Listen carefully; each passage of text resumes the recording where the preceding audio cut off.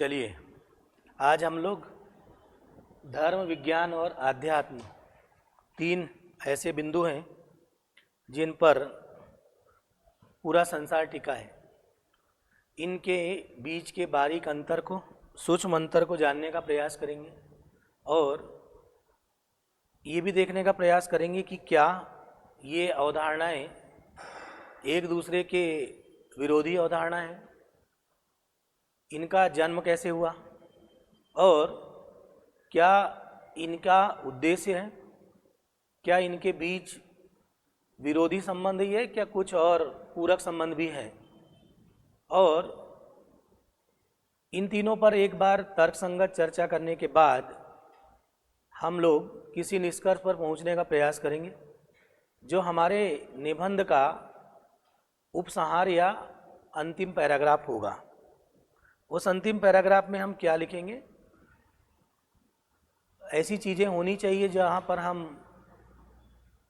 इस पूरे समस्त संसार की वास्तविकता का निष्पादन कर पाएँ। ठीक है, चलो। अब सबसे पहले नंबर पर लिखा है धर्म, है ना, और फिर लिखा है विज्ञान। पहले इन दोनों के बीच एक मूलभूत उत्पत्ति का क्या सिद्धांत है, कैसे इनकी उत्पत्ति हुई होगी, इन पर बातचीत करते हैं। चूँकि जो भी बातचीत होगी हमेशा इस बात का ध्यान रखना है कि हमारे पास हमारा एक प्राचीन इतिहास है, वैसा ही पश्चिमी देशों का भी एक प्राचीन इतिहास रहा है। उनकी कुछ कुछ बातें हमारे को यहाँ पर यूटिलाइज करना है और उसके आधार पर अपने प्रश्नों के या इनके बीच के अंतर को समझने का प्रयास करेंगे। चलिए, सबसे पहले क्या लिखा है? धर्म लिखा है ना। और भारत में अगर हम धर्म के बारे में बात करें तो ऐसा सोच सकते हैं कि पहली बार जब मानव इस धरती पर आया और उसने धीरे धीरे जैसे जैसे उसको थोड़ा थोड़ा ज्ञान होता गया तो प्रकृति की बहुत सारी चीज़ों को उसने देखा। प्रकृति की बहुत सारी चीज़ों को देखकर उसके दिमाग में आश्चर्य तो आया होगा कि आखिर वर्षा कैसे होती है, हवा कैसे चलती है। आया होगा ना? पहली बार सोचिए ऐसा ही हुआ होगा, है ना? क्या कि वर्षा कैसे होती है, हवा कैसे चलती है ना, अग्नि किस प्रकार उत्पन्न होती है, और भी तमाम सारी चीज़ें उसके दिमाग में एक प्रश्न के रूप में आई होगी। ठीक है, और उसके मन में एक आश्चर्य पैदा हुआ, ऐसा कह सकते हैं। इसका मतलब प्रकृति को देखकर मानव के मन में जो आश्चर्य उत्पन्न हुआ, इसको देखकर, प्रकृति को देखकर, ठीक है ना, मानव के मन में जो आश्चर्य उत्पन्न हुआ और वो आश्चर्य से भर गया, अरे हवा कैसे चलती है, पानी क्यों गिर रहा है, ये पहाड़ क्यों बने हैं, है ना, तमाम बातें। उन आश्चर्य का जब वो आश्चर्य से भरता है तो उसके दिमाग में कई सारे प्रश्न उठने लगेंगे। स्वाभाविक बात है। उन प्रश्नों का जब वो उत्तर खोजेगा तो जिन जिन प्रश्नों का उत्तर वो खोज लिया अपनी बुद्धि से तो ठीक है, और जिनका वो उत्तर नहीं खोज पाया तो मानव ने जिनका उत्तर नहीं खोज पाया उनके बारे में किसी प्रकृति से की जो शक्ति होती है उसको असीम सत्ता बोलते हैं। क्या बोलते हैं? असीम सत्ता। ये असीम सत्ता जो मानव अपने प्रश्न को स्वयं नहीं खोज पाया, है ना, यानी मानव से परे थी, मानव के कंट्रोल से बाहर थी। उन मानव से परे जो प्रश्न का उत्तर उनसे नहीं मिला, जो मानव खुद नहीं खोज पाया, तब उसने अपने से परे की कल्पना कर लिया, और अपने से परे जो जिसकी कल्पना किया उसको क्या बोला? असीम सत्ता बोला। सही है। और इस असीम सत्ता को उसने प्रकृति के अलग अलग तत्वों के आधार पर उसको अलग अलग नाम दे दिया। जैसे वायु है तो उसका देवता बना दिया, जल है तो उसका देवता बना दिया, है ना। ऐसे बहुत सारे उन्होंने देवता बनाए और एक अवधारणा पैदा हुई जिसको नाम दिया गया बहुदेववाद। ये बहुदेववाद निकला कहाँ से? अरे कहाँ से निकला?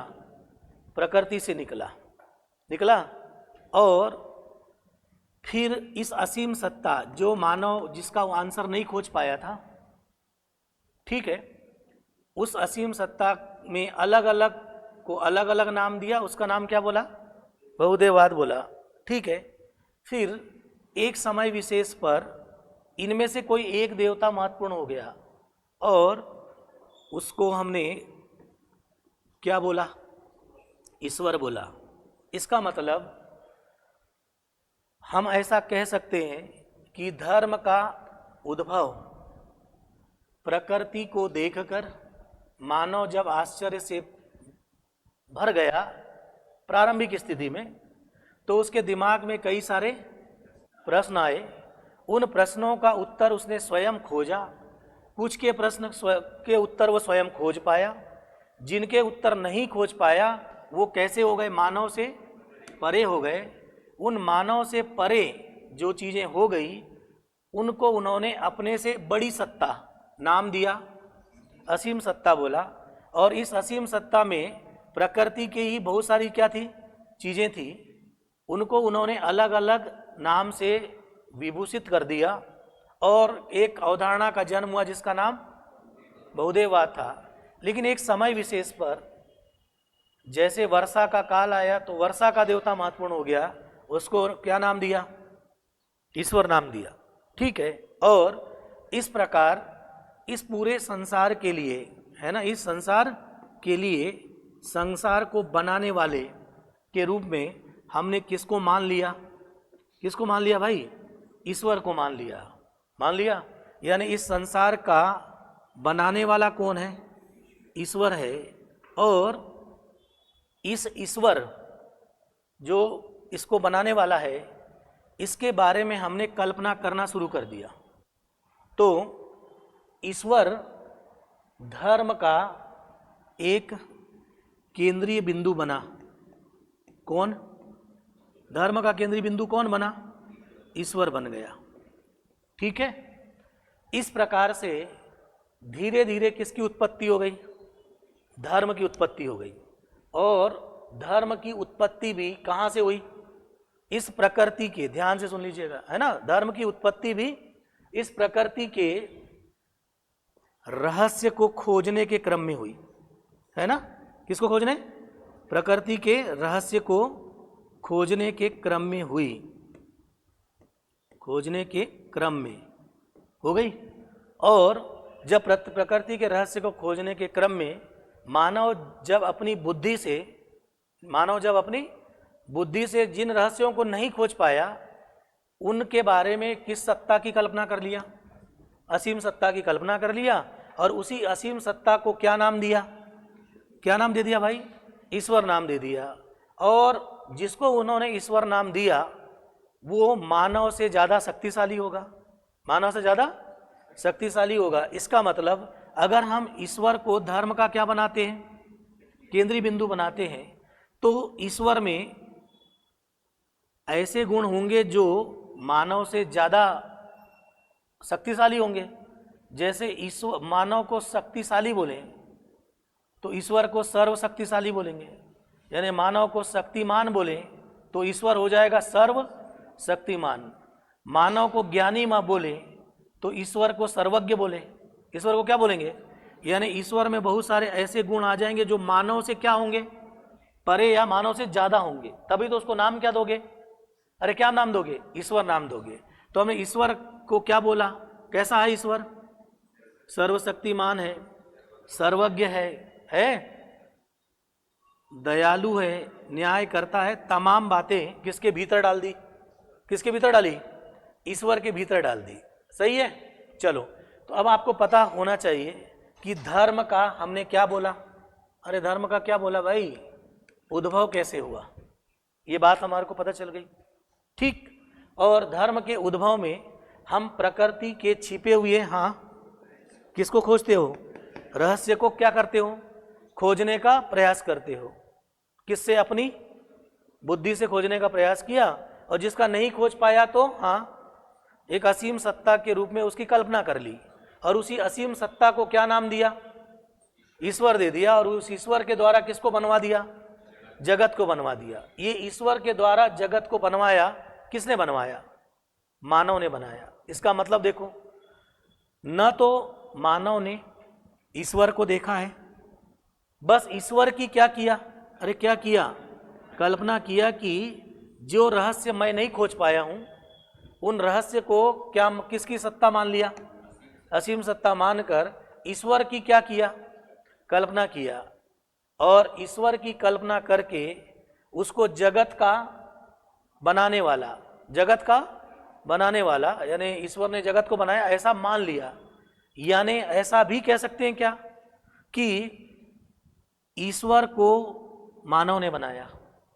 किसने बनाया, मानव ने बनाया, ऐसा हो सकता है, क्योंकि उसने अपने से, हाँ, अपने से परे की क्या की थी, कल्पना करके ईश्वर बनाया, और कल्पना में ही क्या कर लिया, अरे क्या कर लिया, जगत बना दिया। बनाया कि ईश्वर ने ही क्या बनाया होगा, जगत बनाया। करेक्ट। ये सब मानव क्या कर रहा है, इस असीम सत्ता की, हाँ, कल्पना कर रहा है, और मानव उस असीम सत्ता की कल्पना करने के क्रम में प्रकृति के, फिर से बोल रहा हूं, क्या खोजने का प्रयास है, रहस्य को खोजने का प्रयास है। ये शुरुआती स्थिति ऐसी ही रही होगी। सही है। इसी से किसका उद्भव हो गया, किसका उद्भव हुआ, धर्म का उद्भव हो गया। सही है ना। चलिए अब आते हैं इधर विज्ञान पर। किस पर, विज्ञान पर। ठीक है। अब विज्ञान का उद्भव भी बिल्कुल वैसा ही हुआ जैसा धर्म का हुआ। जब हम विज्ञान के उद्भव पर आए, ठीक है, तो विज्ञान ने भी प्रकृति को देखकर, किसको देखकर भाई, विज्ञान ने भी क्या किया, प्रकृति को देखकर, ठीक है, उसके अंदर, हाँ, छुपे हुए रहस्य को, ठीक है, प्रकृति को देखकर उसके भीतर छुपे हुए, हाँ बोलो, रहस्य को क्या करना शुरू किया, हाँ, खोजने का प्रयास किया, खोजने का प्रयास किया। ठीक है। लेकिन अब जो विज्ञान है वो प्रकृति को देखकर उसके छिपे हुए रहस्य को खोजने का प्रयास करता है। वो यंत्रों के माध्यम से करता है, प्रयोग के माध्यम से करता है, निरीक्षण के माध्यम से करता है ना। कौन करता है, विज्ञान। विज्ञान ने भी प्रकृति को देखकर उसके छिपे हुए रहस्य को क्या करने की कोशिश की, खोजने का प्रयास किया, है ना, छुपे हुए रहस्य को खोजने का प्रयास किया। मगर खोजने का तरीका इनका और इनका थोड़ा भिन्न था। इनके तरीके में अगर हम देखें, है ना, इनके तरीके में तो इन्होंने रहस्य को स्वयं खोजा, और जिनको नहीं खोज पाए तो क्या कर ली भाई, कल्पना कर ली, कल्पना कर लिया या मान लिया। मान लिया क्या क्या मान लिया? असीम सत्ता को मान लिया और बार बार के अनुभव के आधार पर इन्होंने उस पर अपनी एक अटूट क्या रख ली? आस्था रख ली। रख ली, है ना? सही है। तो धर्म का केंद्रीय बिंदु क्या मिला? ईश्वर मिला। और ईश्वर के प्रति हमारी पहले क्या हुई? कल्पना हुई, फिर हमने उसको मान लिया और फिर उस पर क्या की? अटूट आस्था कर दी। ठीक है। तो धर्म जो है उसका केंद्रीय बिंदु ईश्वर के प्रति हमारी आस्था नहीं होती, अटूट आस्था होती है। कैसी आस्था है? अटूट आस्था है जो टूटती नहीं है। सही है। हर धर्म का मानने वाला व्यक्ति की अपने धर्म के प्रति क्या होती है? क्या क्या होती है? अटूट आस्था होती है, जो वास्तव में कैसा चलता है? मानकर, कल्पना पर, या ऐसा कहें विश्वास पर। किस पर भाई? विश्वास पर। और ऐसा भी कह सकते हैं कि विश्वास भी ऐसा है जहाँ सामने वाले ने बता दिया, है ना? तो एक प्रकार से कैसा विश्वास हुआ? अंधविश्वास हो गया। तो मैं अभी अंधविश्वास पे नहीं जा रहा हूँ, बस हम ये कहें कि मानकर या उन पर हमने क्या कर लिया? विश्वास कर लिया। ये विश्वास पर टिका कौन? कौन भाई? धर्म। सही है। चलो, तो अब हमारी धर्म के बारे में वही स्थिति दिख रही है, वैसी स्थिति है जैसी किसके बारे में है? विज्ञान के बारे में है। किस संदर्भ में? अरे दोनों के क्या? उद्भव के संदर्भ में हमको वैसी वैसी बातें दिखाई पड़ती है। ठीक है। यंत्रों के माध्यम से, प्रयोग के माध्यम से, निरीक्षण के माध्यम से प्रकृति के रहस्य को खोजने का प्रयास किसने किया? किसने किया भाई? विज्ञान ने किया। ठीक। और ये धर्म और विज्ञान दोनों की शुरुआत भारत में प्राचीन काल में साथ साथ हुई। फिर से बोल रहा हूं, किस काल में? प्राचीन काल में साथ साथ हुई। हमारे ऋषि मुनियों ने धर्म का भी धीरे धीरे क्या किया? विकास किया। और साथ साथ किसका? विज्ञान का विकास भी साथ साथ किया। किस काल में? प्राचीन काल में। सही है। जैसे जैसे समय बढ़ा, समय के साथ धर्म और विज्ञान जो साथ साथ शुरू हुए थे, किस काल में? प्राचीन काल में धर्म और विज्ञान साथ साथ शुरू हुए थे। हुए प्राचीन काल में। ठीक। बस प्राचीन काल में प्राचीन यंत्रों के माध्यम से, प्रयोगों के माध्यम से, निरीक्षण के माध्यम से काम चल रहा था। हमारे देश में प्राचीन काल में भी एक से बड़े वैज्ञानिक हुए, ब्रह्मांड के रहस्य को उन्होंने खोजा। पता है ना? सही है। मतलब साथ साथ दोनों चले। किस काल में? जैसे जैसे समय बढ़ा, समय बढ़ने के साथ साथ आया मध्यकाल। कौन सा? मध्यकाल आया। ठीक। इस मध्यकाल के आते आते तक यहाँ जो धर्म है वो अपने उद्भव से थोड़ा आगे बढ़ा, और उद्भव के बाद धर्म का विकास हुआ। अरे उद्भव के बाद विकास होगा ना? सही है। अब धर्म का विकास कैसे होता है, इस पर बातचीत करते हैं और सोचते हैं, एक साथ दोनों को लिंक करने का प्रयास करेंगे। करेंगे, है ना? धर्म के बारे में जो उसकी उद्भव है, उस पर मानव ने अपनी कल्पना किया, रहस्य को खोजा। किसको खोजा? इसके रहस्य को खोजा, प्रकृति के रहस्य को खोजने के क्रम में जब मैं प्रकृति को, रहस्य को खोज रहा था, इस असीम सत्ता के साथ, तो मेरा अनुभव ईश्वर के साथ अपना अनुभव था। मेरा अनुभव ईश्वर के साथ अपना अनुभव था, क्योंकि ईश्वर की हमने क्या की थी? कल्पना की थी। तो मैं जैसा ईश्वर को देख रहा था कि ईश्वर के बड़े बड़े बाल हैं, उसका एक आभा मंडल है ना, चमकदार चेहरा है, जैसा मैं सोच रहा था वैसा मुझे ईश्वर का क्या दिखा, स्वरूप दिखा। दूसरा व्यक्ति ईश्वर को किसी पशु में देख रहा था। किस में देख रहा था? तो वो पशु के भीतर किसकी कल्पना कर रहा था? तो उसको ईश्वर कुछ दूसरे रूप में दिख रहा था। इसका मतलब ईश्वर धर्म का उद्भव होने के बाद क्या, विकास की जब गाथा शुरू हुई तो हर व्यक्ति अपने अपने हिसाब से क्या कर रहा है, ईश्वर की कल्पना कर रहा है। यानी विकास के क्रम में मामला जो है वो हो गया व्यक्तिनिष्ठ। क्या हो गया भाई? व्यक्तिनिष्ठ हो गया, व्यक्ति पर निर्भर हो गया। हुआ कि नहीं? व्यक्तिनिष्ठ के साथ साथ कैसा हो गया, उसी को बोलते हैं आत्मनिष्ठ।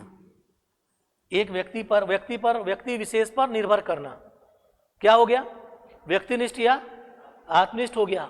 सही है? हेलो,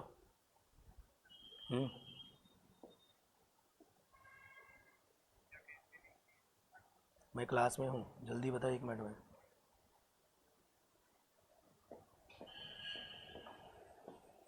सबका अपना अपना क्या हुआ? अरे क्या हुआ भाई? अपना अपना अनुभव, क्योंकि व्यक्तिनिष्ठ मामला है तो सबका अनुभव कैसा होगा? अरे अलग अलग अनुभव होगा ना, होगा कि नहीं?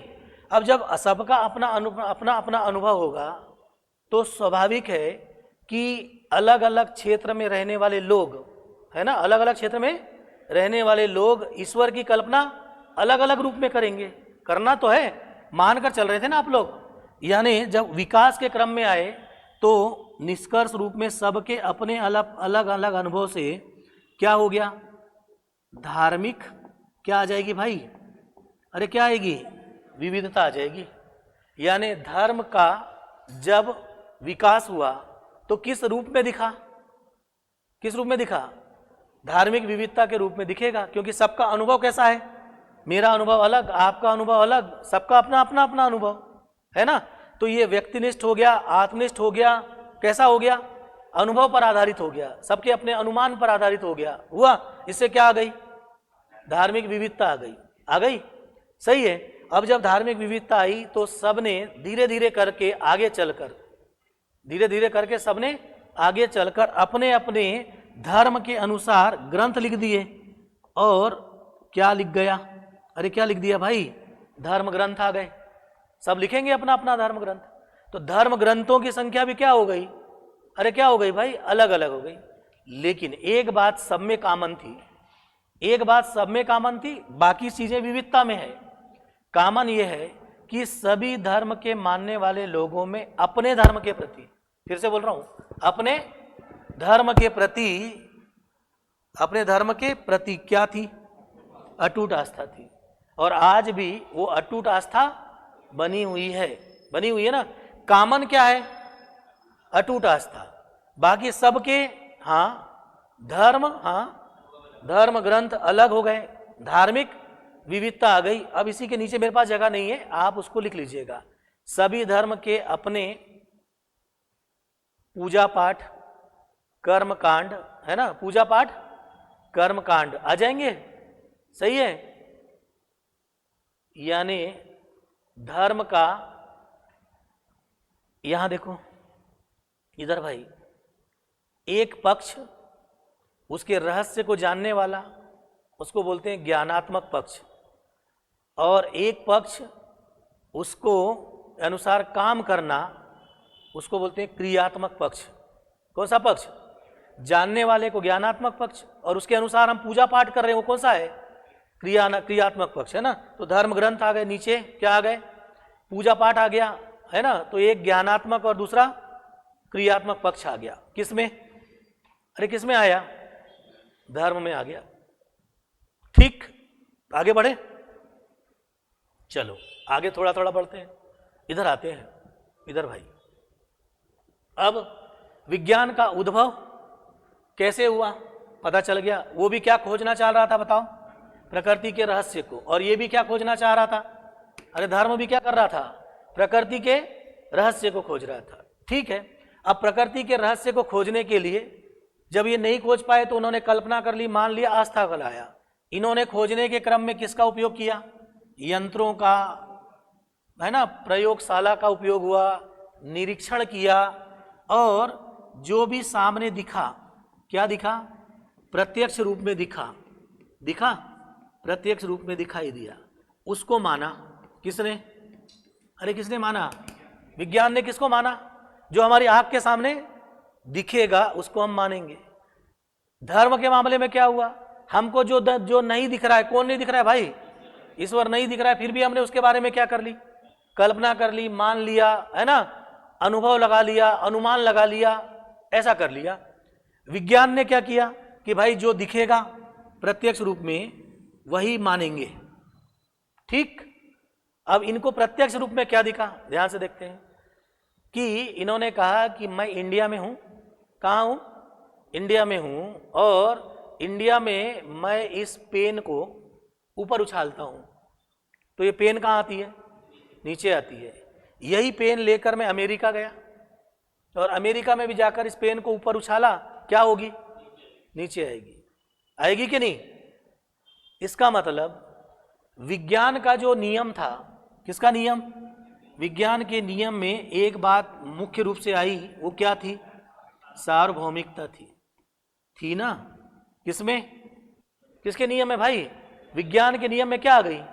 सार्वभौमिकता। जबकि हाँ, यहां पर नियम, जहां पर मामला कैसा चल रहा था? व्यक्तिनिष्ठ चल रहा था। कैसा चल रहा था? व्यक्तिनिष्ठ चल रहा था, अनुभव पर आधारित चल रहा था। लेकिन यहां पर विज्ञान की एक सबसे मुख्य पहचान क्या है? उसमें क्या होती है? सार्वभौमिकता होती है। ठीक है। विज्ञान में वस्तुनिष्ठता होती है ना? अभी हमने यहां लिखा था आत्मनिष्ठता, इसका उल्टा क्या हुआ? वस्तुनिष्ठता होगी। ठीक है। विज्ञान किसी के साथ भेदभाव नहीं करता। कहने का मतलब उसमें क्या होती है? निष्पक्षता होती है। किसमें? अरे विज्ञान में होगी कि नहीं होगी? ठीक। चलो, अब विज्ञान ने प्रकृति के रहस्य को खोजकर वास्तव में कुछ नहीं खोजा, एक चीज खोजा, वो था सार्वभौमिक नियम। मानव ने क्या किया? विज्ञान के मामले से क्या खोजा? सार्वभौमिक नियम खोज दिया। खोजा कि नहीं? जैसे न्यूटन के गति का नियम हो, गैलीलियो का नियम हो, किसी का भी हो, वो कैसे नियम है भाई? सार्वभौमिक नियम है, जो हर जगह लगेंगे ना? ठीक है। अब इन प्रकार ध्यान से देखिएगा। अब प्रकृति के इन रहस्यों को खोजने के क्रम में अलग अलग व्यक्ति ने प्रकृति के रहस्य की व्याख्या अपने अपने अलग अलग आधार पर क्या करके, मानकर और आस्था के अनुसार अलग अलग तरीके से उसकी व्याख्या कर दी। और व्याख्या करने के क्रम में बहुत सारे क्या लिख दिए? धर्म ग्रंथ लिख दिए। उन धर्म ग्रंथों में जो बातें लिखी वो बहुत सारी विरोधाभासी थी। किसमें? धर्म ग्रंथों में लिखी गई बातें कैसी थी? विरोधाभासी थी। और इस धर्म ग्रंथों में लिखी गई बातों में धीरे धीरे विरोधाभास के साथ साथ, मतलब समझते हो विरोधाभास? हाँ जी, रूढ़िवाद आ गया। क्या आ गया? रूढ़िवाद आ गया। ठीक है, यानी उस पर हम कट्टर आस्था रखने लगे। ठीक है। ये रूढ़िवाद धर्म ग्रंथों के साथ इस काल में, कौन सा काल?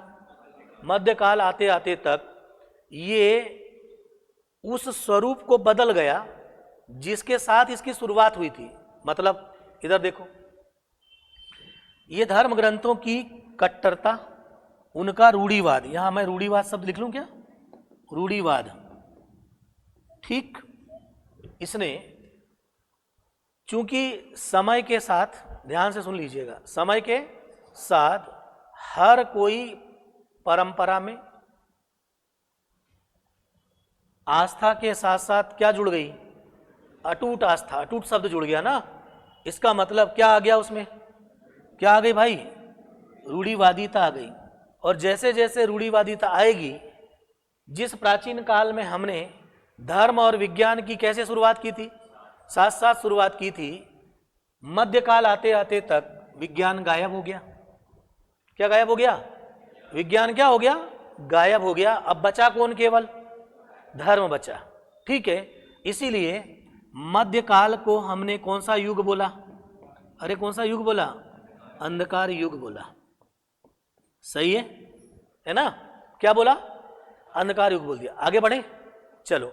अब इस मध्यकाल में जिसको हम अंधकार युग बोलते हैं, विज्ञान की शुरुआत, जैसे हमने अभी थोड़ी देर पहले कहा था कि प्राचीन काल में धर्म और विज्ञान दोनों की शुरुआत, धर्म और विज्ञान दोनों की शुरुआत कहाँ हुई है? भारत में हुई है। मध्यकाल आते आते तक चूंकि अंधकार युग आ गया। कौन सा युग? अंधकार युग आ गया। यूरोप में ये अंधकार युग आपको दिखेगा। किस मामले में? धर्म के मामले में, है ना? किसके मामले में? धर्म के मामले में। और धर्म अब अपने अनुसार कल्पना के आधार पर प्रकृति के रहस्यों की व्याख्या करेगा। धर्म क्या करेगा? प्रकृति के रहस्यों की व्याख्या अपने अनुसार करेगा। और ऐसे ही एक अवधारणा थी, भू केंद्रित अवधारणा। नाम सुना है? कौन सी? भू केंद्रित अवधारणा। किसने किया? हाँ जी, भू केंद्रित अवधारणा यूरोप महाद्वीप के ईसाई धर्म के पोप द्वारा बाइबिल में की गई कि संपूर्ण ब्रह्मांड के जितने ग्रह हैं वो सूर्य का, पृथ्वी का चक्कर लगाते हैं। ये किसने व्याख्या किया? अरे धर्म ग्रंथों ने किया। ठीक है, किस काल में? अंधकार युग में धर्म ने भू केंद्रित अवधारणा दी। इसी यूरोप में अब विज्ञान की शुरुआत हुई। कहाँ पर? यूरोप में ही हुई ना। किसकी शुरुआत?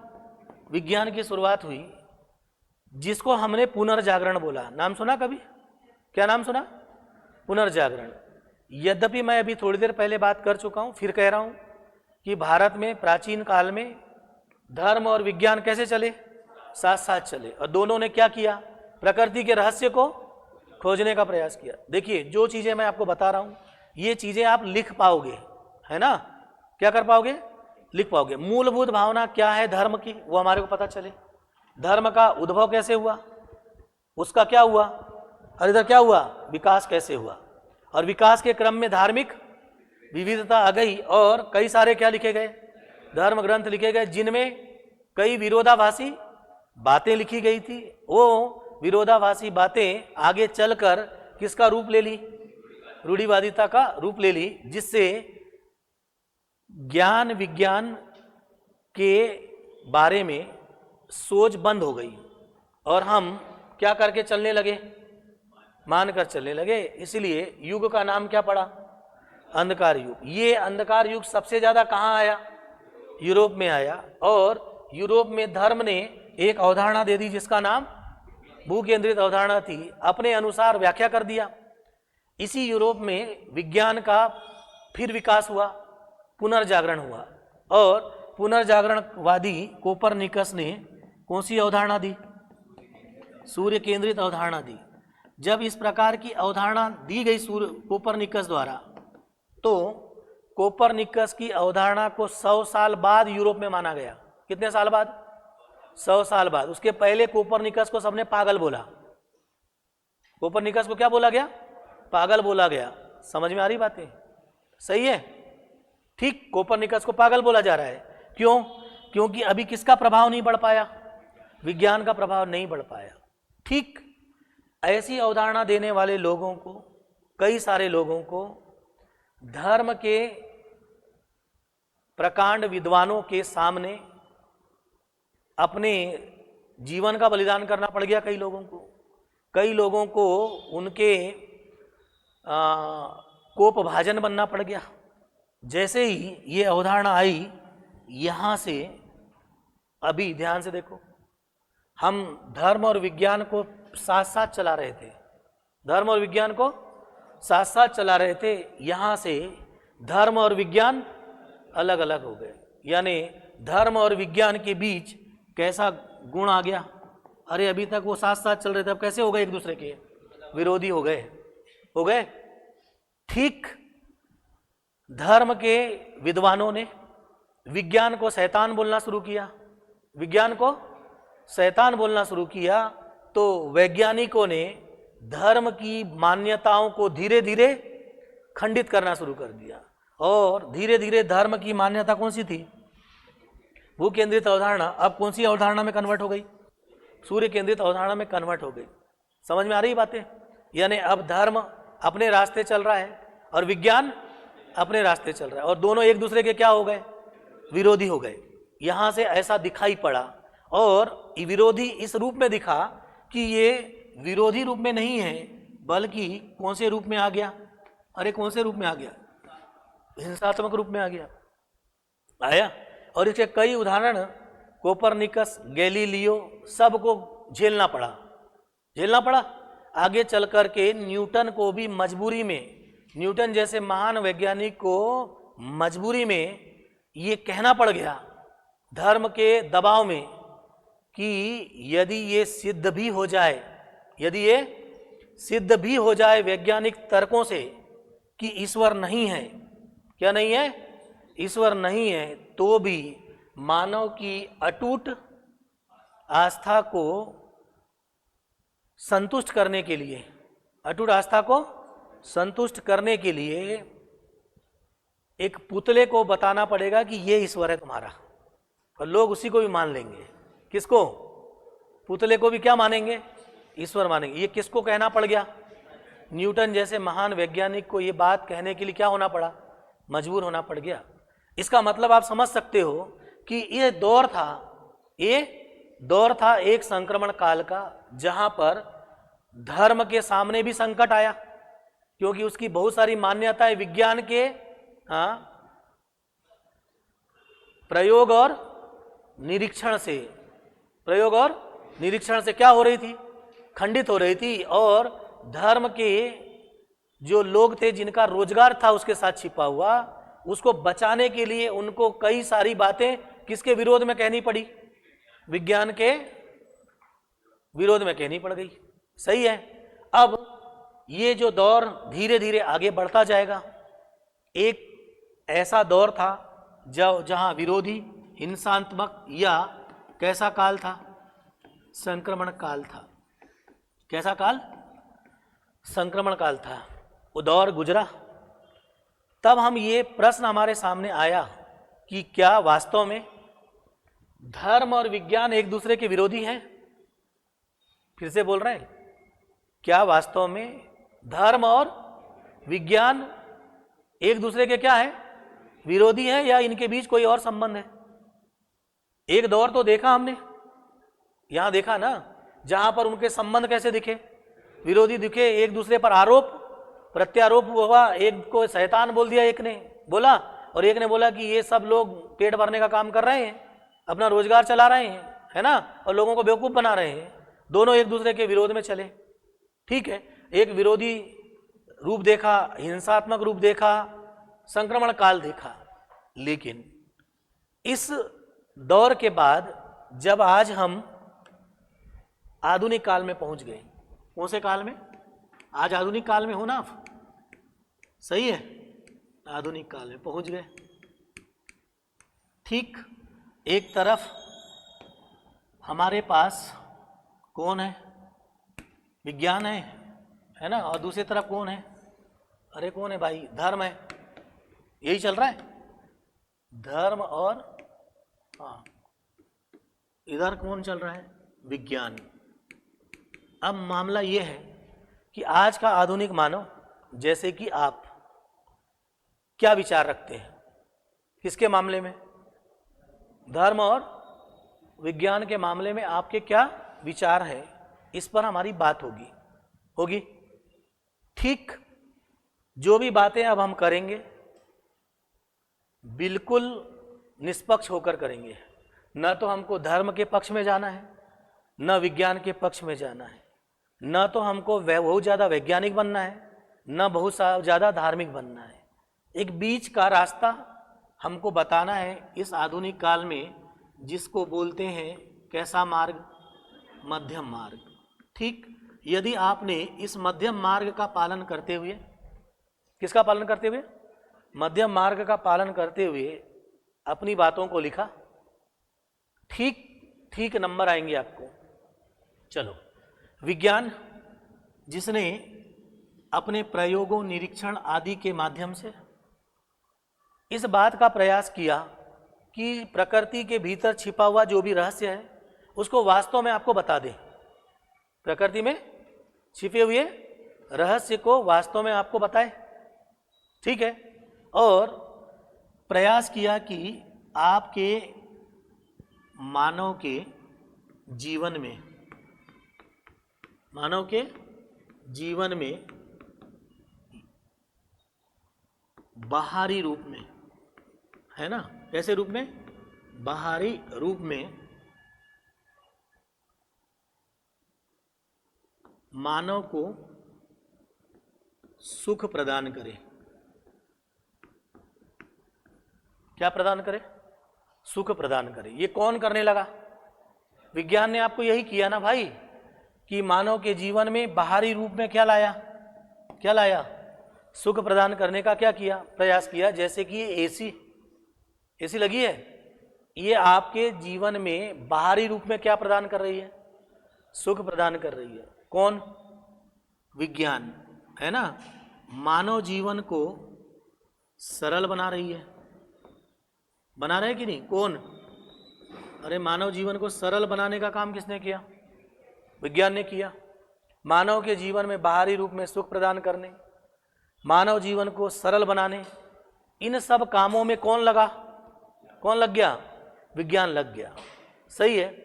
यानी विज्ञान मानव के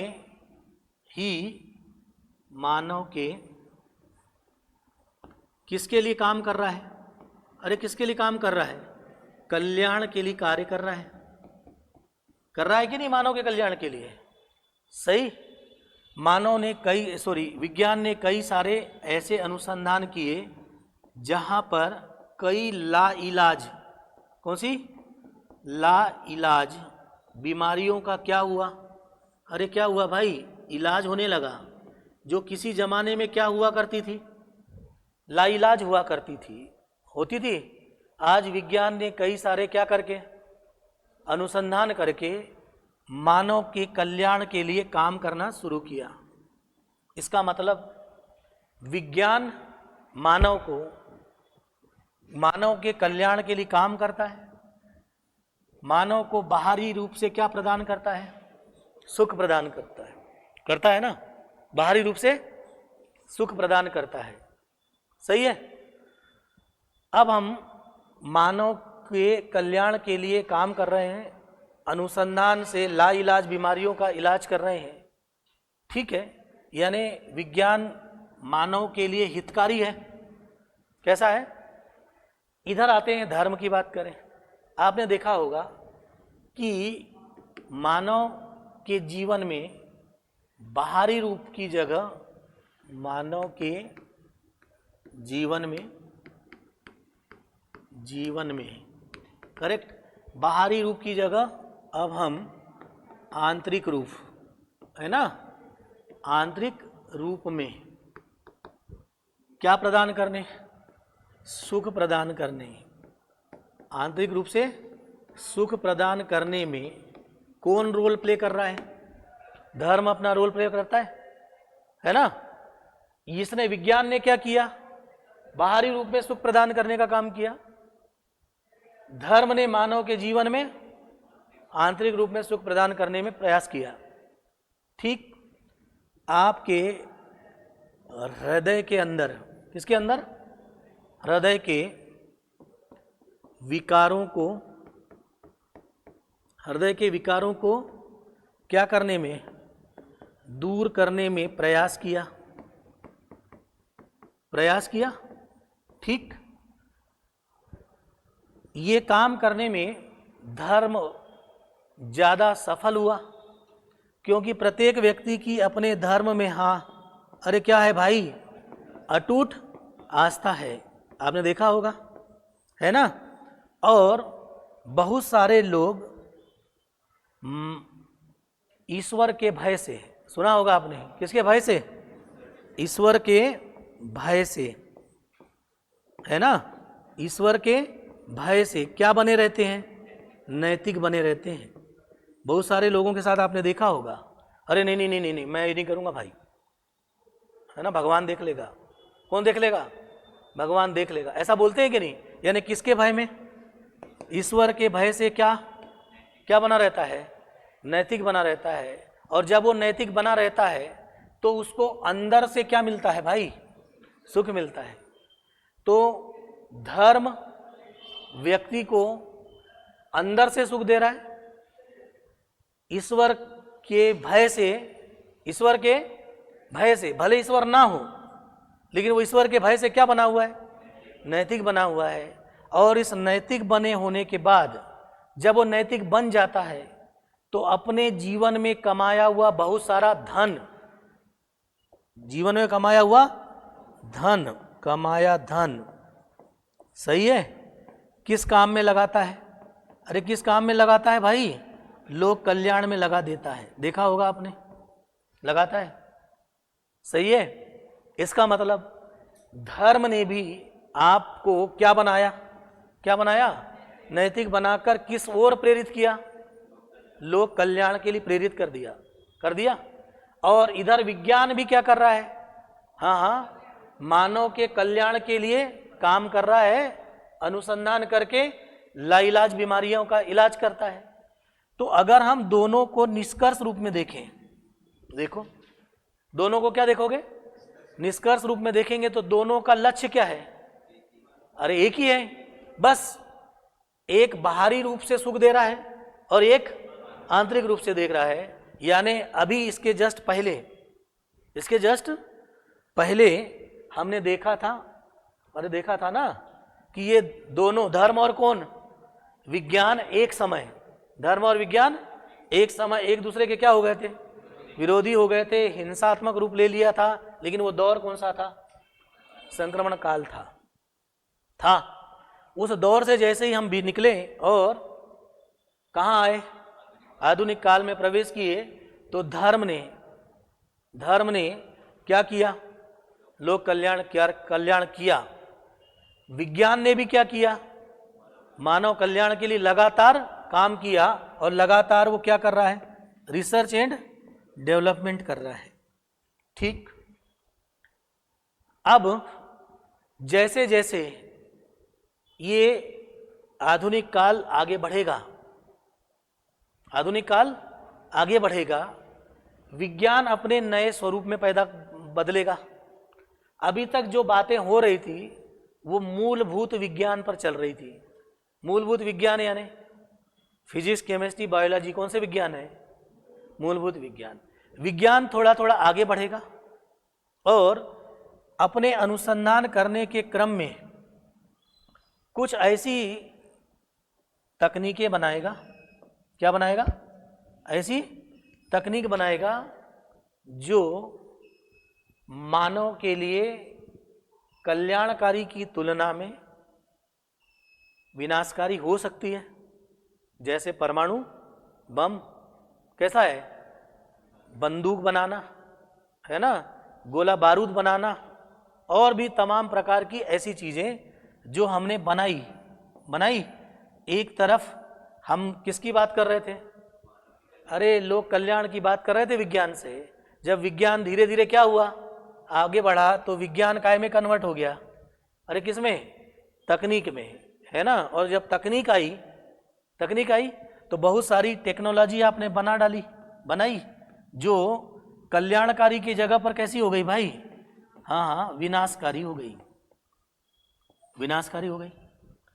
ठीक समय के साथ ये हुआ कि नहीं? यानी विज्ञान अपने रास्ते धीरे धीरे आगे बढ़ते बढ़ते कहाँ पहुंच गया? हाँ जी, विनाशकारी रूप में भी एक बार पहुंचेगा। वैसे ही जैसे इधर आ जाओ, इधर किधर? धर्म की ओर में। धर्म के कारण व्यक्ति क्या हुआ? नैतिक हुआ। मेरे दादाजी जितने ज्यादा धार्मिक थे उतने ही ज्यादा नैतिक थे। कौन? मेरे दादाजी। मेरे पिताजी दादाजी की तुलना में कम धार्मिक और कम नैतिक थे। और मैं अधार्मिक क्या क्या हो गया हूं? अधार्मिक और अनैतिक हो चुका हूं। ये बहुत प्रैक्टिकल उदाहरण है। सही बोल रहा हूं कि नहीं? अपने दादाजी से पूछना। रघुकुल रीत सदा चली आई, प्राण जाई पर वचन न जाई। चलता था उनका। सही है। इसका मतलब क्या हुआ कि जैसे जैसे धर्म का प्रभाव कम हुआ, किसका प्रभाव कम हुआ? धर्म का प्रभाव कम हुआ, नैतिकता कायम हो गई, खंडित होने लगी। धर्म का प्रभाव कम हुआ, क्यों? क्योंकि हम बहुत ज्यादा क्या होने लगे? अरे वैज्ञानिक होने लगे। इसका मतलब धर्म और विज्ञान का संतुलन सबसे अच्छा था। धर्म और विज्ञान का संतुलन अच्छा था, ठीक है। तो ये बात अच्छी है कि जैसे जैसे धर्म का प्रभाव कम होता गया, आगे आगे वाला पैराग्राफ ले लूं? कौन सा पैराग्राफ? आगे समझ में आ रहा है ना? ठीक है, चलो आगे क्या हुआ पता है आपको? है जो बातें आप लोग कर रहे हो, जो बातें आप लोग सुन रहे हो, है ना, उतनी बातें आपको पता रहना चाहिए, रहना चाहिए ना? ठीक है। आगे एक तरफ क्या चल रहा था हमारा? अरे क्या चल रहा था भाई? धर्म। और दूसरी तरफ क्या चल रहा था? विज्ञान। धर्म और विज्ञान चल रहा था, सही है। आगे धर्म के मामले में हमने देखा कि जैसे जैसे धर्म का प्रभाव क्या हुआ? कम हुआ, है ना। धर्म का प्रभाव कम, ठीक। क्यों कम हुआ? अरे क्यों कम हुआ? विज्ञान का प्रभाव बढ़ा, बढ़ा कि नहीं? विज्ञान का प्रभाव बढ़ा, ठीक है। चलो विज्ञान का प्रभाव बढ़ा, हमने इधर धर्म का प्रभाव कम किया, इधर में विज्ञान का प्रभाव क्या कर दिया? बढ़ा दिया। धर्म का प्रभाव कम होगा तो व्यक्ति धीरे धीरे क्या होगा? नैतिक से, हाँ, नैतिकता क्या होती जाएगी? कम होती जाएगी, है ना। अब अनैतिकता आ जाएगी मत बोलिएगा, ये तो तय है कि क्या कम हो गई? नैतिकता धीरे धीरे क्या होती जा रही है? कम होती जा रही है। धर्म अगर जीवित रहेगा, ध्यान से सुन लो, तो इस पर रहेगा जीवित। यदि कोई धर्म के बारे में बताया जाए आपको कि वो धर्म बड़ा अनैतिक है, उस धर्म को कोई नहीं मानने वाला। मानेगा क्या? बिल्कुल नहीं मानेगा। धर्म को कब मानेगा? हाँ, जब उस धर्म में क्या रहे? नैतिकता रहे, तो उसको माना जाएगा। इसका मतलब जैसे जैसे किसका प्रभाव बढ़ेगा? विज्ञान का प्रभाव बढ़ेगा, किसके सामने संकट आएगा? धर्म के सामने क्या आएगा? संकट आया, आना ही है। धर्म के सामने संकट आना तय है। यानी फिर वैसा ही एक बार दौर आया, वैसा ही दौर आया किसके सामने? धर्म के सामने आया कि अब धर्म ही समाप्त हो सकता है, सही है। तब इसकी धर्म की रक्षार्थ, किसकी रक्षार्थ? धर्म की रक्षार्थ अब कौन करेगा? नहीं, अब तो धर्म की रक्षा कराना पड़ेगा ना भाई, सही है। तो धर्म की रक्षार्थ कौन आया ये आपको पता है, मैं बोल नहीं रहा हूं बस, सही है, ठीक है। और अब धर्म फिर वैसा ही काम करेगा। धर्म तो एक अवधारणा है ना, कि धर्म में क्या आएगी? अरे क्या आएगी भाई? कट्टरता। आज धर्म में हम क्या देख रहे हैं? नए स्वरूप में कट्टरता। फिर से बोल रहा हूं, क्या? नए स्वरूप में, हाँ, क्या आएगी? कट्टरता आएगी। और आई है कि नहीं? आज आई है। और ये बीच में कौन है ये आपको पता है, मैं नहीं बता रहा हूं, ठीक है, वो आप अपने हिसाब से उसको कूटनीतिक तरीके से भर दीजिएगा। कैसे बोल रहा हूँ? कूटनीतिक तरीके से भरना पड़ेगा, सही है। क्योंकि किसके समक्ष संकट आया? धर्म के समक्ष सामने संकट आया, और धर्म के रक्षार्थ नहीं बल्कि अपने स्वार्थ के लिए। किसके लिए? स्वार्थ के लिए, लोक कल्याण के लिए नहीं बल्कि स्वार्थ के लिए। क्या हुआ? क्या हुआ भाई? रक्षार्थ हुआ। और धर्म में क्या आ गई? कट्टरता आ गई। अब जब ये धार्मिक कट्टरता आई तो केवल एक धर्म में कट्टरता नहीं आएगी। अब आप एक धर्म के व्यक्ति दूसरे धर्म पर क्या करोगे? वाद विवाद करोगे, कटाक्ष करोगे, है ना। तो दूसरे धर्म में भी क्या आ जाएगी? कट्टरता आ जाएगी। अब ये धार्मिक कट्टरता फिर क्यों आएगी? इसके पीछे वही मूल रहस्य है जो कई सालों से चल रहा था। क्या चल रहा था? हाँ, हर व्यक्ति का अपने अपने धर्म में क्या है? अटूट आस्था है। आस्था हो अच्छी बात है, लेकिन वो कैसी है? अटूट आस्था के कारण फिर से, हाँ जी, क्या आ गई? धार्मिक कट्टरता आ गई। ठीक है, अब यहाँ का रास्ता आप देख रहे हो एक नए स्वरूप में आगे बढ़ा, और धार्मिक कट्टरता का कारण नए स्वरूप में हम देखेंगे। फिर से क्या बताया गया? अटूट आस्था, ये बताया गया। ठीक है, सही है। अब धर्म एक अलग रास्ते पर जा चुका है। होना यह चाहिए था, होना यह चाहिए था, है ना, होना यह चाहिए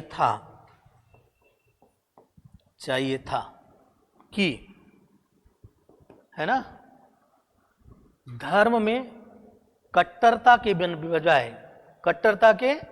बजाय धर्म में, ये लाल कलर से लिख दे रहा हूं, है ना, धर्म में होना क्या चाहिए था कि धर्म में कट्टरता की बजाय धर्म में तार्किकता आना था। क्या आना था? क्या आना चाहिए था भाई? तार्किकता आना चाहिए था, सही है। यानी आस्था के स्थान पर तर्क को महत्व दिया जाना चाहिए था कि जो धर्म में लिखी गई बातें अगर कुछ गलत लिखी गई है, तो उनको अमान्य कर देना चाहिए था, कर देना चाहिए ना। किसके आधार पर? तर्कों के आधार पर। क्योंकि आप किस युग में रह रहे हो अब? अरे विज्ञान के युग में रह रहे हो, तो आपको इतना तो साहस जुटाना पड़ेगा ना, नहीं जुटाना पड़ेगा कि धर्म में जो भी चीजें गलत परंपराएं हैं, जिनके लिए हमारे महापुरुषों ने अपना बलिदान दिया। राजा राम मोहन राय ने सती प्रथा, कैसी प्रथा है? गलत प्रथा थी ना, ठीक है नहीं, जो हमारे धर्म में थी। उसके लिए अपने घर में ही अब विरोध झेला। उनकी माताजी उनसे बात करना बंद कर दी। किससे? राजा राम मोहन राय से। ये तो हमारे महापुरुषों ने झेला है कि नहीं? ठीक है, तो धर्म की कट्टरता की जगह पर क्या होना चाहिए था? अरे धर्म में तार्किकता चाहिए। और धर्म में यदि तार्किकता आएगी तो धर्म वास्तव में कैसा होगा? नैतिक होगा। किसके लिए काम करेगा? अरे लोक कल्याण के लिए काम करेगा। कौन? धर्म। आ जाओ इधर। अभी हमारी बात हो रही थी कि विज्ञान ने भी समय के साथ, किसने? विज्ञान ने समय के साथ अपना कैसा रूप लिया? हाँ, विनाशकारी रूप लिया। हम एक समय इसको क्या बोल रहे थे? लोक कल्याण के लिए काम करता है, कई लाइलाज बीमारियों का इलाज करता है। लेकिन लाइलाज बीमारियों का इलाज करते करते आपकी एक किडनी गायब हो जाती है। नहीं, लाइलाज बीमारियों का इलाज करते करते क्या गायब हो जा रही है? किडनी गायब हो जा रही है, और आपको पता ही नहीं चल रहा है क्या? ठीक है, तो विज्ञान ने जब किसका रूप लिया? तकनीक का। तो आपने क्या बनाया अभी बनाया था थोड़ी देर पहले। क्या बनाया? परमाणु बम बनाया। हाँ, बहुत सारे हथियार बनाए, अपनी रक्षार्थ बनाए, हवाई जहाज बनाए। लेकिन यही बनाया गया हवाई जहाज जब क्या हो जाता है, क्रैश हो जाता है, क्रैश होता है तो कल्याण काय में कन्वर्ट हो जाता है, सामूहिक विनाश में कन्वर्ट होता है। ठीक है, तो विज्ञान का एक रूप अच्छा, तो दूसरा कैसा देखा? हाँ जी, देख लिया। चलो, विज्ञान का जैसे जैसे प्रभाव बढ़ा, विज्ञान ने अपने आप को किस रूप में ले गया? तकनीक के रूप में ले गया, है ना? किस रूप में आया? तकनीक के रूप में आया। और जैसे जैसे तकनीकें बढ़ी, क्या बढ़ी? तकनीकें बढ़ती गई, वैसे वैसे मानव के भीतर की संवेदनाएं गायब होने लगी। सही बोल रहा हूं? मानवीय, हाँ, संवेदनाएं क्या हो गई? गायब होना शुरू हो गई। ठीक, अब ये विज्ञान मानव के भीतर से, किसके भीतर से? मानव के भीतर से क्या गायब कर रहा है? संवेदनाएं गायब करने लगा। और अब मानव भी, है ना, मानव भी, संवेदनाएं गायब होगी तो मानव क्या बन जाएगा भाई? मशीन बन गया, बना। यानी आज हम धर्म और विज्ञान की जो कहानी, इसको निष्कर्ष रूप में देखें तो धर्म ने कैसा रूप धारण किया? स्वार्थ के वशीभूत होकर, अरे कौन सा, कट्टरता का रूप धारण कर लिया। वहीं विज्ञान ने तकनीक को इतना ज्यादा प्रश्रय दिया कि मानव के अंदर की क्या गायब हो गई? संवेदनाएं गायब हो गई, और मानव क्या बन गया? मशीन बन गया। मानव मशीन बन गया। और जब मानव मशीन बन जाएगा, क्या बन जाएगा? मशीन बन जाएगा। ठीक, यानी अब मानव भी किसकी भांति हो गया? अरे किसकी भांति हो गया भाई? रोबोट की भांति हो गया ना, हुआ कि नहीं? उसके अंदर से क्या गायब हो गई है? मानव और मशीन में एक ही बड़ा अंतर था कि मशीन के भीतर क्या नहीं होती थी? संवेदनाएं या भावनाएं नहीं होती थी, और मानव के अंदर क्या हो रही थी? भावनाएं होती थी। मानव के अंदर लोक कल्याण की भावना होती थी। कौन सी? अरे किसकी भावना? लोक कल्याण की भावना होती थी। लोक कल्याण की भावना होती थी, होती थी कि नहीं? वो धीरे धीरे किसने गायब किया? अरे मशीन ने गायब कर दिया।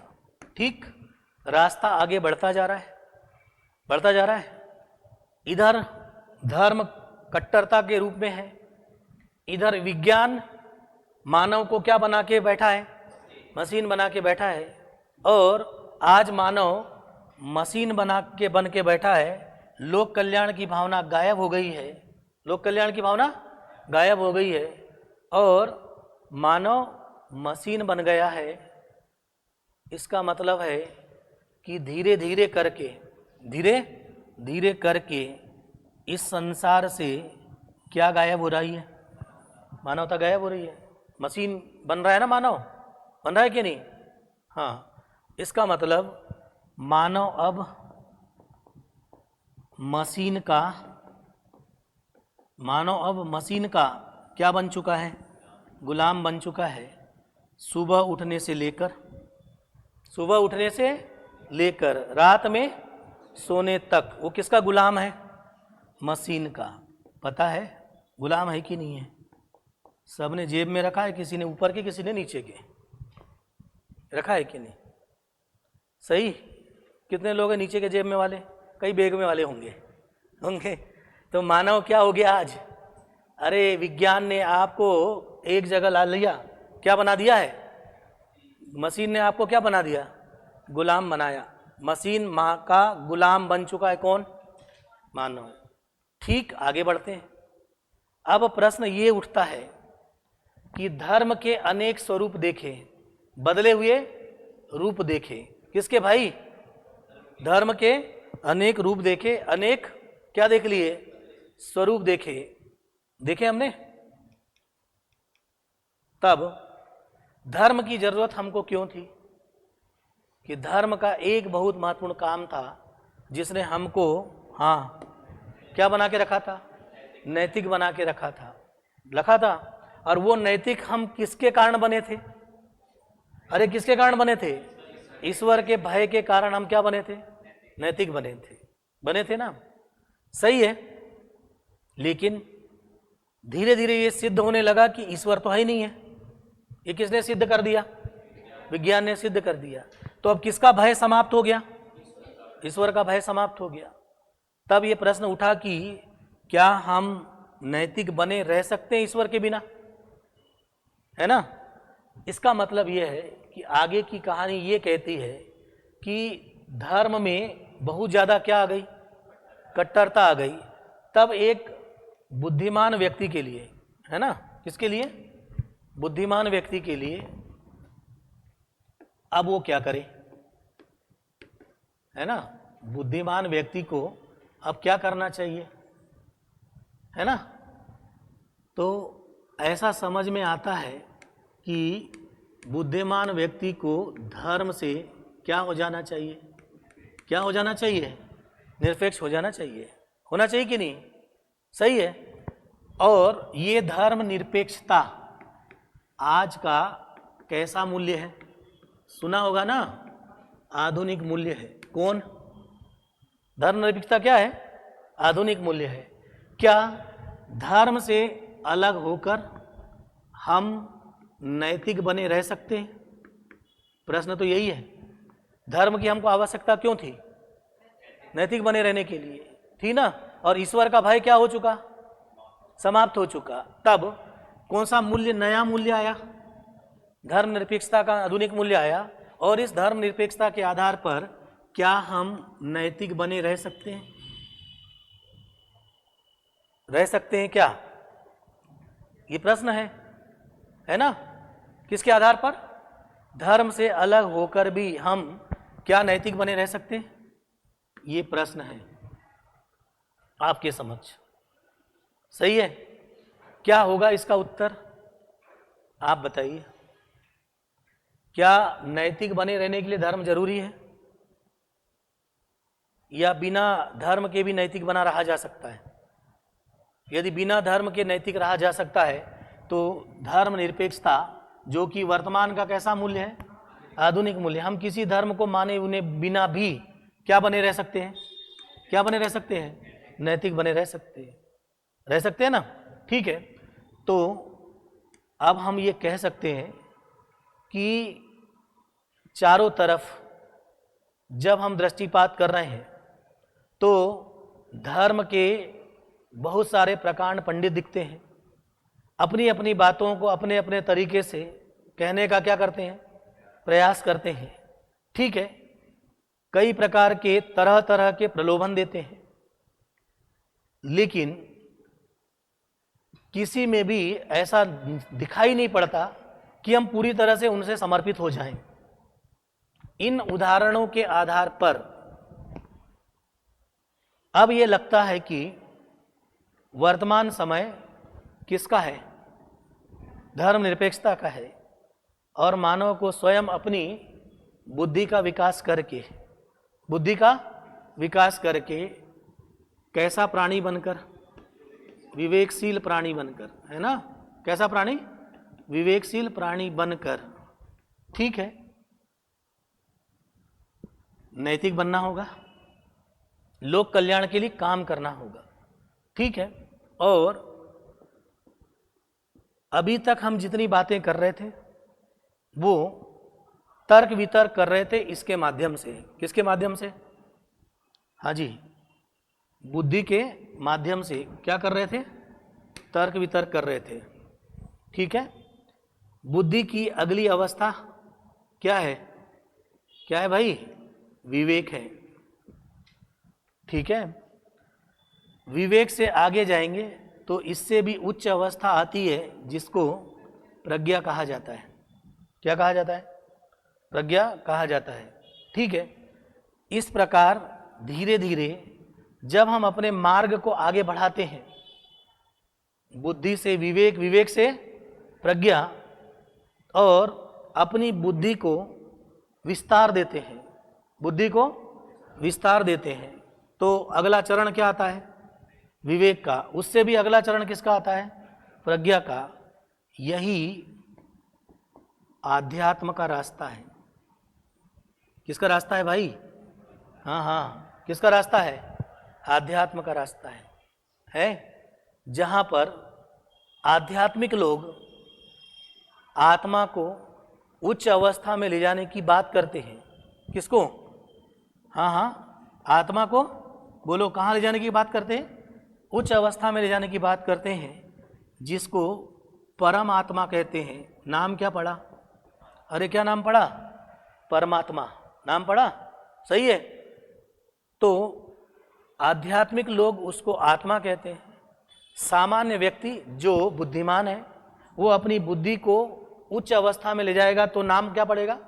विवेक पड़ेगा। उससे भी उच्च अवस्था प्रज्ञा की है। यही कौन सा रास्ता है? आध्यात्म का रास्ता है। लेकिन आध्यात्म का रास्ता कहाँ से होके निकला? अरे कहाँ से निकला भाई?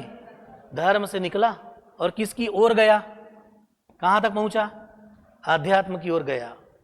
धर्म अपने क्रियात्मक पक्ष से, किस कौन से पक्ष से? क्रियात्मक पक्ष से हमारे शारीरिक, मानसिक और बौद्धिक, शारीरिक, मानसिक और बौद्धिक रूप से हमारे को शुद्ध करने का प्रयास करता है। इस शुद्ध करने के प्रयास में वो हमको बनाता क्या है? क्या बनाता है भाई? नैतिक बनाता है। और जब हम नैतिक बन जाते हैं तब आगे का रास्ता तय करने की क्या करेंगे? कोशिश करेंगे और अपनी बुद्धि को विस्तार देंगे। और विस्तार देकर जब आगे बढ़ेंगे तो वो रास्ता क्या कहलाएगा? क्या कहलाएगा? आध्यात्म कहलाएगा। और आध्यात्म में आत्मा परमात्मा में पहुंचेगी। और आध्यात्म से जुड़ा हुआ व्यक्ति किसके लिए काम करेगा? अरे किसके लिए काम करेगा? यही लोक कल्याण आपका टारगेट था। याद करो, जब आपने किसकी शुरुआत की थी? धर्म की शुरुआत की थी, है ना? तो आपके टारगेट में क्या था? अरे कहीं ना कहीं पर टारगेट में क्या था भाई? क्या था? लोक कल्याण था। तो आज धर्म चूंकि कट्टरता का रूप लेकर के स्वार्थ के वशीभूत होकर एक दूसरी दिशा में जा रहा है, तब इसी समय धर्म की एक अगली श्रृंखला, धर्म का एक अगला रूप जो धीरे धीरे आगे बढ़ते हुए, है ना, धीरे धीरे आगे बढ़ते हुए एक दूसरे मार्ग पर चलकर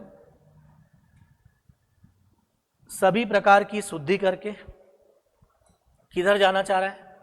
आध्यात्म की ओर जाना चाहता है। और कई सारे आप टीवी सीरियल में देखेंगे, टीवी पर देखेंगे, कई आध्यात्मिक गुरु आते हैं जो अपनी बातों को बहुत अच्छे से आपको बताते हैं, जिसमें श्री श्री रविशंकर नाम सुना होगा, श्री श्री रविशंकर, है ना? और भी ऐसे अलग अलग धर्मों के आध्यात्मिक गुरु, जिसमें सूफी संतों का नाम सुना होगा। किसका नाम? सूफी संत कौन से लोग हैं? आध्यात्मिक लोग हैं, है ना? वो लोग लोक कल्याण के लिए अपने आप को क्या कर रहे हैं? समर्पित करते हैं। और कट्टरता की जगह पर किसका संदेश देते हैं? प्रेम का संदेश देते हैं। लोगों को आपस में जोड़ने की बात करते हैं, ठीक है? और ये जो लोग आध्यात्म में काम करते हैं, इनके द्वारा दिया गया संदेश, इनके द्वारा दिया गया जो संदेश है उसकी मूलभूत भावना को समझना है ना? दिया गया संदेश इससे इतर है। यहाँ पर सुख है, लेकिन कैसा? अरे कैसा सुख है? आंतरिक सुख। यहाँ पर भी सुख है, लेकिन कैसा सुख है? बाहरी सुख है? लेकिन आध्यात्म आंतरिक और बाहरी सुखों से आगे चलकर प्रेम का संदेश देते हुए जीवन में सुख की जगह संतुष्टि की बात करता है। किसकी बात करता है? संतुष्टि की बात करता है। और विज्ञान जहाँ एक तरफ भौतिक संसाधनों को संचय करने की बात करता है, कौन भाई? विज्ञान क्या करने की बात करता है? भौतिक संसाधनों को संचय करने की बात करता है। वहीं आध्यात्म कम संसाधनों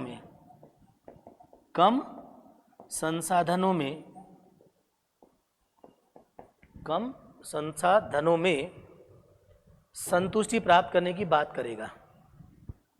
कम संसाधनों में क्या? संतुष्टि प्राप्त करने की बात करता है। अर्थात निष्कर्ष रूप में हम ये कहें, धर्म और विज्ञान जहाँ दोनों के द्वारा एक धर्म ने कौन सा सुख की बात किया? अरे कौन सा सुख? आंतरिक सुख की बात किया। वहीं विज्ञान ने बाहरी सुख ना, जिसको क्या बोलते हो? हाँ जी, भौतिक सुख की बात किया। ठीक इन दोनों के बीच का रास्ता किसने बताया? अरे किसने बताया भाई? आध्यात्म ने बताया। और दोनों के बीच का रास्ता क्या है? कम संसाधनों में क्या करना? संतुष्टि प्राप्त करना। ठीक है, सही है। कम संसाधनों में संतुष्टि प्राप्त करने का मार्ग, मैंने इसके बाद वाला वहाँ लिख दिया, चलेगा ना? चलेगा, ठीक है। संतुष्टि प्राप्त करने की बात करता है। चूंकि ये कम संसाधनों में संतुष्टि की प्राप्त करता है, बढ़ती हुई जनसंख्या, चाहे वो विश्व की हो या भारत की हो, उसके लिए एक अच्छे विकल्प के रूप में, एक अच्छे मार्गदर्शक के रूप में किसकी धारा बह रही है? आध्यात्म की धारा बह रही है। बहुत सारे लोग जब इस भौतिकवादी दुनिया से विरक्त होते हैं, कहाँ से? भौतिकवादी दुनिया से क्या हो जाते हैं? विरक्त होते हैं, तो अंततः किसका रास्ता अपनाते हैं? आध्यात्म का रास्ता अपना लेते हैं। ऐसा बहुत सारे जैन धर्म के बड़े बड़े व्यापारियों को कभी कभी समाचारों में सुना होगा ना, कि उन्होंने अपना पूरा क्या छोड़ दिया? हाँ जी, पूरा लोभ मोह माया को छोड़कर किसका रास्ता अपना लिया? पूरा परिवार आध्यात्म का रास्ता अपनाता है। ऐसे बहुत सारे हमारे देश के करोड़पति और अरबपतियों को भी आप देखेंगे कि वो धीरे धीरे अब अपनी लोभ मोह माया को छोड़कर अपना धन किस काम के लिए? लोक कल्याण के लिए समर्पित करते हैं। और जहाँ चाहाँ भी आध्यात्मिक समारोह होता है, कार्यक्रम होते हैं, वहाँ पर वो लोग अपना सब कुछ लगाते हैं, ठीक है। और धीरे धीरे स्वयं भी क्या बनना चाहते हैं? आध्यात्म की ओर जाना चाहते हैं। अर्थात निष्कर्ष रूप में धर्म विज्ञान का जो अंतिम रास्ता है, जो वर्तमान में कहाँ खत्म होता है? आध्यात्म पर खत्म होता है। और अंत में आपको क्या मिलती है भाई? क्या मिलती है? संतुष्टि मिलती है। कहानी समझ में आ गई होगी। शुरुआत कहाँ से की थी आपने? हाँ, धर्म और विज्ञान के कहाँ से? उद्भव से। और दोनों ने क्या काम किया? प्रकृति के रहस्य को ही खोजने के अपने अपने तरीके थे। कभी विरोध आया, कभी मिल गए, कभी वो दौर आया। और मुझे नहीं लगता कि मैंने कोई ऐसी बात आपको बताई है जो आपके लिए आदर्शवादी हो, है ना? जो आप कर सकते थे उतना आपके पास आ गया। ठीक, मुझे ऐसा लगता है कि धर्म और विज्ञान पर जो आज हमारी चर्चा हुई, उसके कुछ सार्थक परिणाम आप तक पहुँचे होंगे। यदि मैं अपने परिणाम को आप तक पहुँचाने में सफल हुआ होगा, है ना, तो ये काफ़ी अच्छा होगा। अगली चर्चा हमारी धर्म और आध्यात्म पर होगी। किस पर होगी? धर्म और आध्यात्म पर। अभी हमने कहाँ शुरू किया था? धर्म और विज्ञान पर, ठीक है। तो अगली कक्षा में हम लोग धर्म और आध्यात्म पर चर्चा करेंगे और फिर इनके बीच के सूक्ष्म अंतर को जानने का प्रयास करेंगे और आध्यात्म की एक धारा ऐसा बहाने का प्रयास करें जो आज वर्तमान तक वो प्रासंगिक बनती हुई दिखाई पड़े। ठीक है, नमस्कार।